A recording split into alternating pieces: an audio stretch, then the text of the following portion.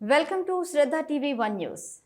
విజయనగరంలోని అశోక్ బంగ్లాలో గోవా రాష్ట్ర గవర్నర్, విజయనగరం సంస్థానాధీశులు గౌరవనీయులు పూసపాటి అశోక్ గజపతిరాజు వారి జన్మదినోత్సవం సందర్భంగా మర్యాదపూర్వకంగా కలిసి హృదయపూర్వక జన్మదిన శుభాకాంక్షలు తెలియజేసిన మాజీ మంత్రివర్యులు Sripathivada Narayana Swamy Naidu, AP MARKFED chairman and Nellimarla TDP incharge Karroti Bangaraju. ఈ సందర్భంగా బంగారాజు గోవా రాష్ట్ర గవర్నర్ అశోక్ గజపతిరాజుకి పుష్పగుచ్చం అందించి జన్మదిన శుభాకాంక్షలు తెలియజేశారు. అనంతరం వారికి ఆయురారోగ్యాలు, సుఖ సంతోషాలు, దీర్ఘాయుషు కలగాలని ఆకాంక్షిస్తూ ప్రజా జీవితంలో మరెన్నో సేవలు అందించాలని మనస్ఫూర్తిగా అభిలాషించారు.